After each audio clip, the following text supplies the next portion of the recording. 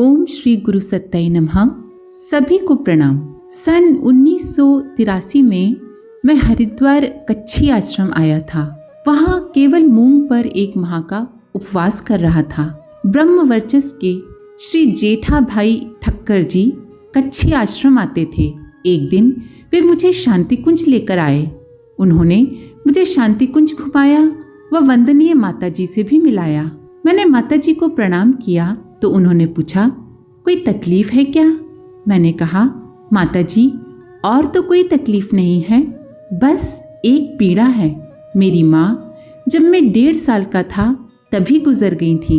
सौतेली माँ ने बहुत सताया, इसीलिए मैं माँ के प्यार से वंचित रहा। बस यही पीड़ा मुझे सताती है। वंदनीय माताजी ने तुरंत कहा, बेटे मैं तेरी माँ हूँ, तू यहाँ का हो जा, मेरा काम कर, मन से चिंता छोड़ दे, मैं तुझे संभाल लूंगी, तू मुझसे मिलते रहना। उनकी वाणी में न जाने क्या जादू था। मुझे लगा जैसे मेरी माँ मिल गई। अप्रैल सन 1985 में मैं अपना सारा कारोबार समेटकर हमेशा के लिए शांति कुंज आ गया और माताजी का असीम प्यार पाया। यही मेरी अनमोल निधि है। प्रस्तुति श्री प्रेम जी भाई काका, शांति कुंज। अंतिम दिनों में वंदनीय माताजी का स्वास्थ्य बहुत खराब था। मैं, एक बहन और आदरणीय शैल जी बारी बारी से हर समय उनकी सेवा में रहते थे। हम लोग उन्हें एक पल के लिए भी अकेला नहीं छोड़ते थे। उतने कष्ट में भी हमने देखा माताजी की ममता हर पल उमड़ती रहती थी। एक दिन वो बहन मुझसे कह कर गई कि आज मैं थोड़ी देर से आऊंगी, तब तक तुम रुकना। मुझे देर तक रुका हुआ देखकर माताजी बोली, तू जा, खाना खा, तुझे भूख लगी होगी। मैंने कहा, खा लूंगी माताजी, अंशु अभी आती ही होगी। माताजी बोली, तू जा, क्यों चिंता करती है, मैं तो हूँ। जबकि माताजी स्वयं ही अत्यधिक बीमार थीं। उनकी बात सुनकर मैं और शैल जी जोर से हंस पड़े। पीड़ा के कारण माताजी हंस नहीं सकी, पर वो भी मुस्कुरा दी। किसी भी स्थिति में उनका अपना माँ का भान नहीं गया। जगदम्बा जो थी वो। प्रस्तुति श्रीमती प्रेरणा वाजपेयी, शांति कुंज। एक दिन डाकिया एक पत्रिका लाया जिसका नाम था अखंड ज्योति। इसके साथ एक पत्र भी था जो किसी ने घिया मंडी मथुरा से लिखा था। पत्र में लिखा हुआ था, इस पत्रिका का उड़िया में अनुवाद करो। मुझे बड़ा आश्चर्य हुआ। मैं ना तो मथुरा कभी गई, न किसी को जानती थी और न ही कोई पत्र व्यवहार हुआ था जिससे कि मुझे पत्रिका भेजी जाती। फिर भी मैंने उत्सुकतावश उसे पढ़ा, अनुवाद किया व मथुरा भेज दिया। उन्हें पसंद आया और क्रम चल पड़ा। इस तरह 2 वर्ष अनुवाद करते व्यतीत हो गए। 2 साल तक पूज्य गुरुदेव का साहित्य पढ़ने व अनुवाद करने पर मेरा मन उनके प्रति श्रद्धा से भर गया। अतः उनसे मिलने, दर्शन करने की तीव्र इच्छा होने लगी। तब तक पूज्य गुरुदेव मथुरा से शांति कुंज हरिद्वार चले गए थे। उन दिनों हरिद्वार के लिए कोई सीधी गाड़ी नहीं थी, इसीलिए कुछ दिन ऐसे ही चले गए। पर एक दिन मैं अपने आप को रोक नहीं पाई। 500 रुपये रखे और घर में बिना किसी को बताए अकेले ही ट्रेन में बैठ गई। दूसरे दिन दिल्ली उतरी। कुली से पूछकर रात को मसूरी एक्सप्रेस में बैठ गई और सवेरे हरिद्वार पहुंची। दिसंबर माह की कड़कड़ाती ठंड और ऊपर से स्टेशन पर पहुंचते ही जमकर बारिश होने लगी। हरिद्वार में इतनी ठंड होगी मुझे इसकी कल्पना भी नहीं थी। मैंने स्वेटर वगैरह भी नहीं रखा था। ठंड से कांप रही थी। भूख अलग लगी हुई थी। चलने से पहले कुछ सोचा ही नहीं था। अब हरिद्वार पहुंचने के बाद सोचने लगी, अकेली आ तो गई हूँ, पर गुरुजी को कभी देखा भी नहीं। पता नहीं वे मुझे पहचानेंगे भी कि नहीं। यदि नहीं पहचाना तो क्या होगा। इसी प्रकार सोचते सोचते तांगा पकड़ा और शांति कुंज आ गई। पूज्य गुरुदेव नीचे ही मिल गए। मुझे देखते ही बोले, बेटी तू आ गई। न जाने मुझे क्या हुआ, मैं रोने लगी। पूज्य गुरुदेव ने मुझे बहुत प्यार किया, सिर पर हाथ रखा और बोले, अरे तू तो ठंड से कांप रही है, जा माँ से मिल ले। मैं जब ऊपर वंदनीय माताजी के पास पहुंची तो गुरुजी ने माताजी से कहा, छोरी को कपड़े दे दो, स्वेटर तक नहीं लाई है। वंदनीय माताजी ने मुझे कपड़े दिए, स्वेटर दिया व स्वयं पास बिठाकर खाना खिलाया। मुझे बहुत चैन मिला और मैं सो गई। बाद में उठकर घर पर फोन किया कि मैं हरिद्वार में हूँ। तब तक घर के लोग काफी परेशान हो गए थे। फिर मेरा मन हुआ कि आई हूँ तो एक अनुष्ठान कर लूँ। मैंने अनुष्ठान किया।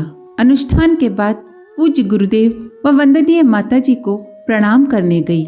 माताजी ने सिर पर हाथ रखा, बहुत प्रसन्न हुई। मुझे प्रसाद स्वरूप मिठाई और फल दिए, रास्ते का खाना और टिकट की भी व्यवस्था की। इस प्रकार पूज्य गुरुदेव वंदनीय माताजी से मेरा प्रथम मिलन अविस्मरणीय बन गया।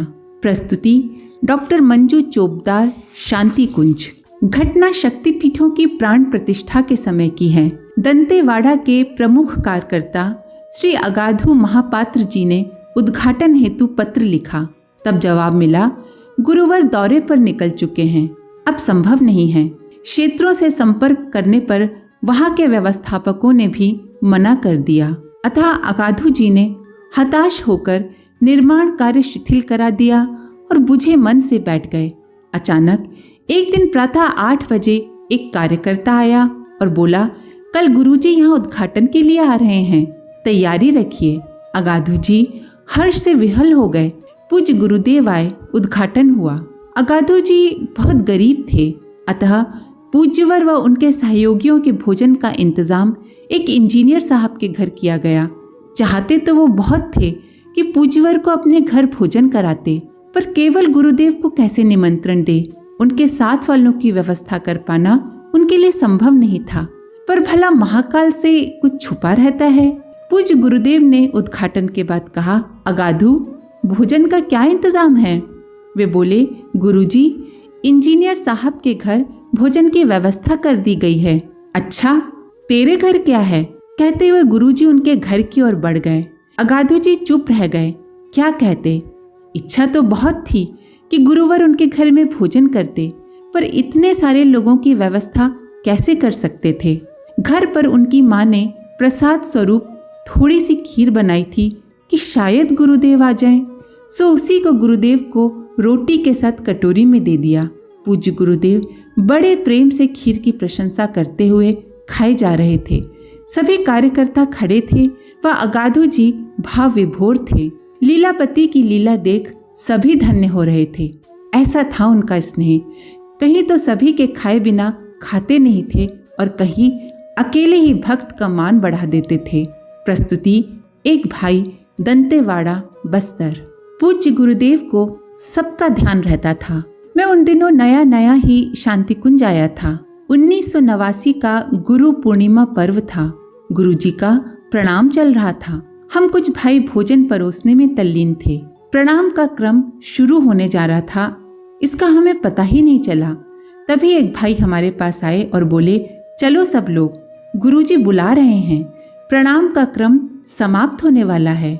हम लोग उन भाई के साथ चल दिए। उन्होंने बताया कि जैसे ही प्रणाम का क्रम पूरा होने वाला था, पूज्यवर बोले, देखो तो उधर कुछ बच्चे भोजन परोस रहे हैं, उन्होंने प्रणाम नहीं किया है, उन्हें बुला लाओ। ऐसे थे वे दूरदृष्टा, उनकी निगाह सब पर रहती थी।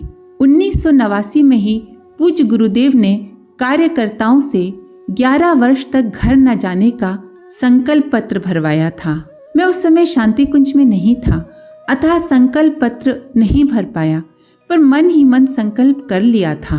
सन 1992 में मैं टोली में गया था। मेरी छोटी बहन की शादी थी। घर से मेरे लिए बार बार पत्र आ रहा था। शांति कुंज से भी मुझे लौट आने के लिए कहा गया, पर मैंने मना कर दिया कि मैं शादी में नहीं जाऊंगा। तब वंदनीय माताजी ने एक भाई को भेजा, वह मुझे लौट आने का संदेश भिजवाया। मैं जब माताजी के पास पहुंचा तो माताजी ने कहा, लल्लू, तेरी बहन की शादी है, जाता क्यों नहीं? मैंने कहा, माताजी, मैंने 11 वर्ष तक घर न जाने का संकल्प लिया है। इस पर माताजी बोली, संकल्प किसे दिया था? मुझे ना, मैं ही कह रही हूँ, जा। फिर माताजी ने मुझे 1000 रुपये दिए और कहा, बेटा, बहन की शादी है ना, ये बहन को दे देना। उनकी लीला ही न्यारी थी। कभी तो वे घर जाने के लिए मना करती और कभी टोली में से वापस बुलाकर भेज देती थी। इसके पहले एक बार घर वालों का बहुत दबाव पड़ रहा था तो मैंने वंदनीय माताजी से घर जाने के लिए पूछा था। तब वे बोली थी, ना बेटा, घर नहीं जाना, नहीं तो खेती बाड़ी और काम धंधे में फंस जाओगे। फिर मेरे सिर पर हाथ रखा और इतना प्यार दिया कि लगा कि उनसे अधिक प्यार करने वाला इस संसार में कोई और है ही नहीं। वह विलक्षण प्यार की अनुभूति थी। प्रस्तुति श्री जयराम मोटलानी, शांति कुंज।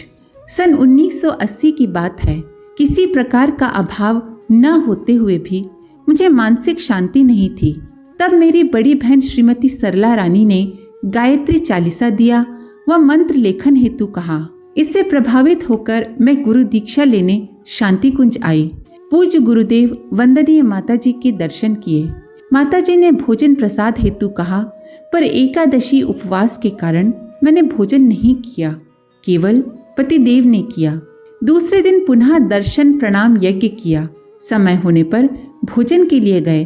तब माताजी भोजन से पूर्व एक रोटी व चटनी अपने हाथों से दिया करती थी। दूसरे दिन भी मैंने रोटी व चटनी नहीं ली क्योंकि प्रदोष व्रत था। वंदनीय माताजी ने कहा, छोरी तू भी थाली ले ले, प्रसाद खा ले। लेकिन मैं नहीं बैठी। दोपहर में माताजी से वापस जाने की अनुमति लेने गए। तब उन्होंने कहा, यहाँ तो तूने भोजन किया नहीं, अब तुझे बाजार में 10 रुपए का कोई कुछ खिलाएगा। बेटा, उपवास का अर्थ कुछ त्याग करना होता है। माताजी की बात का गूढ़ अर्थ मैं नहीं समझ पाई। हम हरिद्वार चले गए।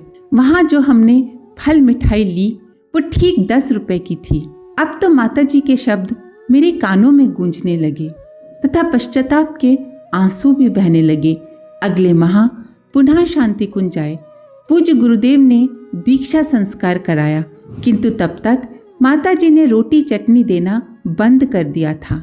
माताजी के हाथ का वैसा प्रसाद पाने का सुअवसर मुझे फिर कभी नहीं मिल पाया।